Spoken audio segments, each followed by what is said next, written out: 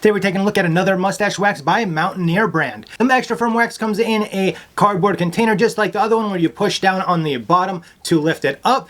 It's got a friction type lid on it and is fairly easy to remove. Now, unlike the first stash stick that I reviewed, the extra firm only comes in one scent, which is unscented, which means you're really just smelling the beeswax and coconut oil, which makes up the entire ingredients list of this mustache wax. Now, the stash stick does give you two options for application. Either you can rub the stick directly on your mustache, which probably works much better for much shorter mustaches. However, mine, it does say that you can remove a small amount with your thumb, rub between your fingers, and warm and apply to your mustache, which of course is the way that I prefer and that you can see me doing it here. Now, though the mustache wax itself does not need any external heat to remove it or apply it, I did find that it was helpful to have the blow dryer or an external heat source to be able to kind of pull that wax through if you ended up with a little bit too much in one spot.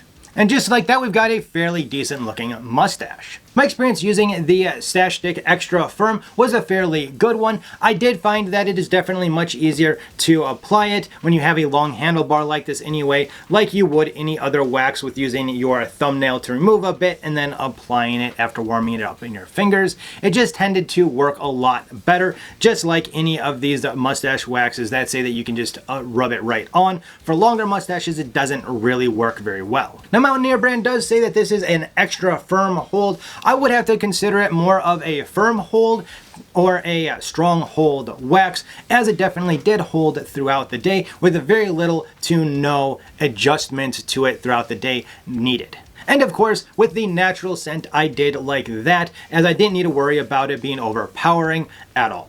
Now, the only real problem that I had with the stash stick was the container itself, and that was just more of an annoyance, because unfortunately the inner tube that actually has the wax in it ended up getting disconnected from the outer tube that you actually see with the label on it. So anytime that you try to pull off the lid, it just comes out of the main tube. Unless if you're really squeezing that main tube, then you can get the lid off. And then of course, when you are actually trying to lift that wax up, you really do have to hold on to that inner tube to be able to get it to extend more wax. Now, who do I think this wax is for? Well, I think if you're looking for a bit stronger wax, but you don't want to go to one of the extra strong holds, I think it is a fairly decent wax. Like I said, it held my mustache throughout the day without really having any problems whatsoever. I also think that if you've got a much shorter regular mustache, I think that it would be a great wax to get any of those flyaways that really are stubborn to lay down where they should. Now, do I think that this is worth your money? Well, coming in